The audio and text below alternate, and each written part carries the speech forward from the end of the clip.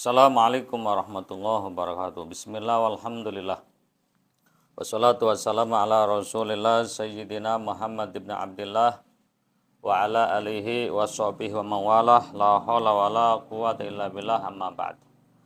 Para pemirsa Mutaqo Channel yang dirahmati Allah Subhanahu wa taala. Berjumpa kembali dengan saya dalam channel Mutaqo, masih dalam menjawabi apa yang dipaparkan oleh Kisakur. Dalam video singkat yang barusan kita simak, bahwa Kisakur punya terjemahan sendiri, terjemahan dari kalimat La ilaha illallah, yang dalam pandangan Kisakur adalah itu kalimat persatuan, kalimat kebangsaan, dan majikan kita adalah sama.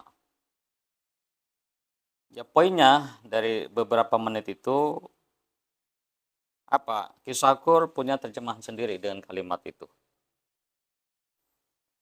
Kisakur dalam pandangan saya tidak mengakui hadis-hadis yang berkaitan dengan kalimat La ilaha illallah, yang itu diartikan adalah kalimat tauhid.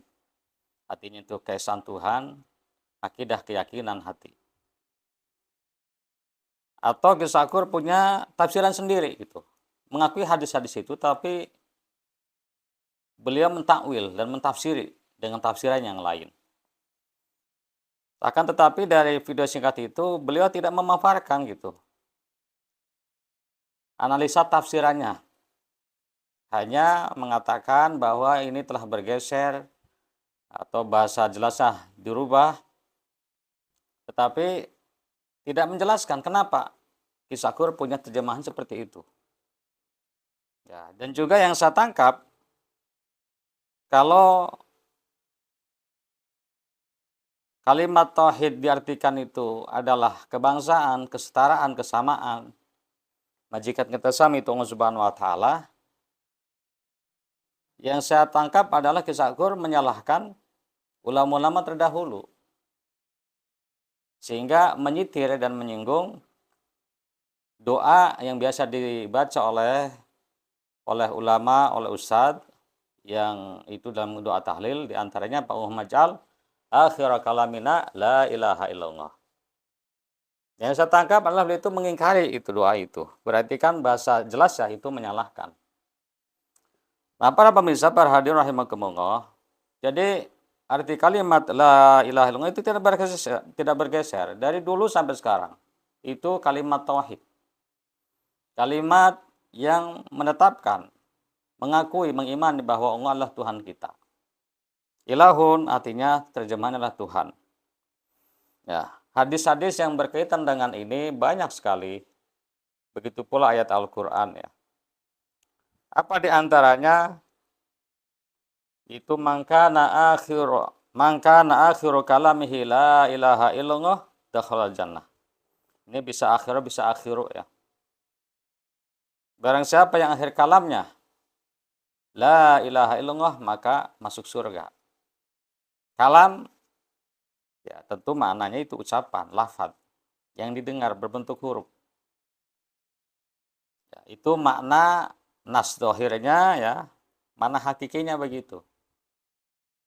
Di hadis yang lain, mangkana akhiru kalamihi la ilaha illallah lam yadkhulin nar. Barang siapa yang akhir kalamnya la ilaha illallah, maka tidak masuk neraka.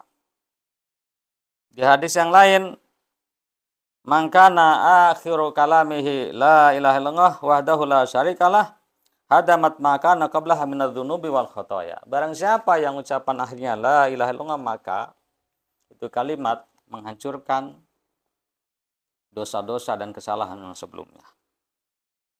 Di hadis yang lain, man syahida alla ilaha illallah wa anna muhammadar rasulullah haramallahu alaihin nar. Barang siapa menyaksikan, ya, artinya meyakini, membenarkan kalimat la ilaha illallah dan sesungguhnya Muhammad Rasulullah, maka Allah haramkan baginya neraka. Dari hadis-hadis ini ya, yaitu di situ ada lafaz kalam, ada lafaz syahida. Di hadis yang lain lakinu motakum la ilaha illallah lakinu. itu tentu menunjukkan bahwa itu adalah artinya ucapan. Ya, artinya bukan diartikan persatuan. Sebab kalau persatuan itu kan itu ada gerak ya. Itu perbuatan berarti. Jadi yang lebih tepat dan betul adalah kalimat la ilaha illallah adalah kalimat tauhid yang artinya itu adalah mengesahkan Allah Subhanahu wa taala. Lalu mungkin bertanya, apa iya mungkin orang masuk surga hanya dengan kalimat la ilaha illallah? Kok begitu mudahnya gitu? Sebenarnya yang harus ditanyakan, kenapa orang yang mengatakan la ilaha illallah sebagai akhir ucapannya itu punya keistimewaan seperti itu? Nah, saya mengutip dari kitab Faidul Qadir yang itu dari kalam Imam Ghazali. Kenapa orang yang akhir ucapannya ditutup dengan kalimat la ilaha illallah dapat keistimewaan masuk surga? Karena masalahnya ketika orang di akhir-akhir hayatnya itu syahwat duniawi itu telah mati. Nggak ada kepikiran macam-macam memikirkan duniawi. Nafsunya itu sudahlah sirna. Yang ada adalah tobatan nasuha, ya, tobat dari akhlak-akhlak yang tidak baik. Jadi antara ucapan dengan batinnya itu selaras. Maka oleh karena itu Allah ngasih kelebihan, keistimewaan dengan Allah kasih surga baginya. Dan surga itu darajat tentunya ya. Ada darajat-darajat. Tentu orang yang masuk surga hanya dengan kalimat la ilaha illallah tidak sama dengan orang yang mengatakan la ilaha illallah lalu orang ini dia rajin sholatnya, rajin puasa, zakatnya, haji, dan juga dia berjihad. Merasakan perih-pedihnya dalam berdakwah, perih-pedihnya dalam menjalankan agama. Tentu tidak sama. Ya. Tetapi tetap bahwa orang yang mengatakan la ilaha illallah itu sebagai penutup ucapannya, lalu setelah itu dia meninggal dunia, maka jaminan baginya adalah surganya Allah Subhanahu wa taala. Masuk surga adalah hak prerogatif Allah Subhanahu wa taala, jadi kita tidak usah merasa aneh gitu ya. Merasa aneh kok hanya ucapan la ilaha illallah bisa masuk surga. Emangnya film Barbie atau film Aladdin, film Salabi Abrakadabra tidak usah begitu. Sebab Allah punya hak prerogatif yang kita tidak bisa intervensi. Ada juga di hadis yang lain itu, hanya dengan ngasih minum anjing kok bisa masuk surga orang itu. Allah ampuni dosa-dosa, itu hadisnya sahih. Kan ada seorang pelacur ya, itu ada dua riwayat. Yang satu riwayat itu adalah laki-laki, lagi perempuan. Intinya itu dua-duanya itu riwayat itu menceritakan orang yang tidak baik. Di zaman dulu, di zaman Bani Israel. Ketika orang ini haus, lalu masuk ngambil air, keluar melihat itu anjing itu berputar. Ada lagi yang riwayat itu anjing itu terkulai, lemah gitu ya. Karena kasihan karena iba akhirnya kembali ngambil air dengan mujahnya. Ya, lalu diminumin tuh sama anjing itu. Dengan itu amal itu Allah ampuni dosa-dosanya. Itu kan amal sederhana. Jadi dalam hal pengampunan masuk surga itu haknya Allah Subhanahu wa taala. Ya, adapun dengan ayat ya. Am hasibtum an tadkhulul jannata wa lam ya'tikum mathal ladzina khalu min qablikum masathumul basa wad-dharra wa zulzulu hatta yaqula ar-rasul ladzina amanu ma'hu mata nasrullah ala inna nasrullahi qarib.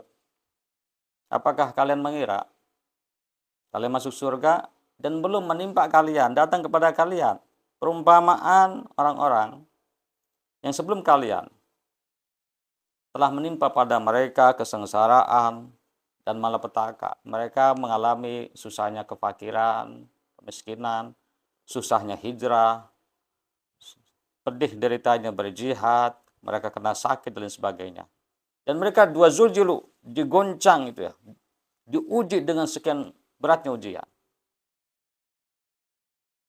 Nah, bagaimana tanggapan dengan ayat ini?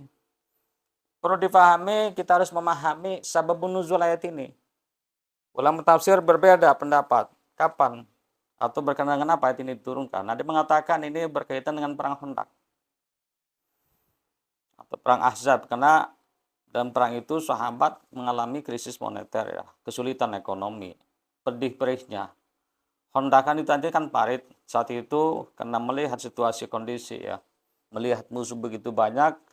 Sahabat Salman Farisi punya pendapat, ya Rasul, kalau di kami kalau berperang kalau dalam kondisi seperti ini, hondak, nah kami bikin parit itu. Ya, itu kan suatu PR yang berat sekali. Maka Allah turun ayat ini apa tujuan? Untuk memberikan spirit semangat bahwa untuk mencapai surga yang tinggi harus dicapai dengan seperti ini. Harus merasakan yang dirasakan oleh orang-orang terdahulu sebelum kalian. Lagi mengatakan bahwa ini kaitannya dengan perang Uhud. Karena dalam perang itu memang muslimin terdesak ya, mengalami kekalahan. Rasulullah terluka, bahkan sempat disukan beliau meninggal. Lagi mengatakan ayat ini turunnya berkenaan dengan sahabat muhajirin.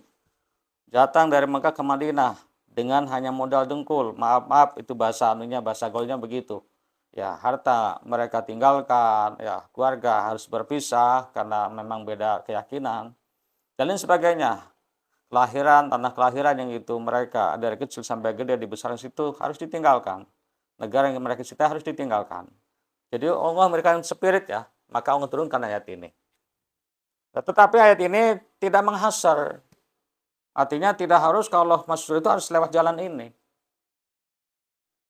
Ya, di sini walaupun itu di sini mana nafi, tidak boleh kalian menduga. Atau bahasa itu lil idrob ya. Tapi dari semua takdir baik itu bimakna nafi ataupun lil idrob ya, mutlak atau mengkota, itu tidak menghasar kalau surga itu harus lewat jalan seperti ini. Kenapa saya berdalil seperti ini? Karena kalau harus merasakan pahit, derita jihad, susahnya menghadapi cobaan dalam mempertahankan akidah, lalu bagaimana dengan orang yang mereka akil balik belum sempat merasakan itu? Apakah itu nanti nggak dapat surga gitu? Lalu bagaimana dengan orang yang baru masuk Islam, terus dia mengatakan kalimat la ilaha illallah, belum sempat apa-apa, belum merasakan pedih deritanya dalam Islam, lalu meninggal? Apakah tidak ada surga baginya? Tentu kan tidak. Apalagi ada hadis al-Islam ya jubu maqoblah. Tuh. Nah di sini pula kan ini satu dalil. Hanya dengan Islam syahadat, dosa-dosa itu dihapus. Jadi menurut pandangan saya ayat ini tidak berdiri sendiri, harus ditelah dilihat dengan dalil-dalil yang lain ya. Nah para pemirsa, para hadirin rahimakumullah ya. Jadi itulah ya yang saya tanggapi dari video singkat itu, yang intinya tidak betul ya kalau orang mengatakan la ilaha illallah itu dikatakan jauh masuk surga gitu ya, atau kayaknya hal yang tidak mungkin dengan berdalil ayat ini.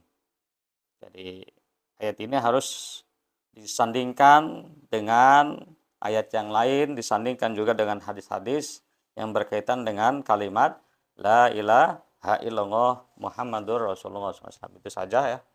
Mudah-mudahan ada hikmah dan manfaatnya. Cukup sekian. Wassalamualaikum warahmatullahi wabarakatuh.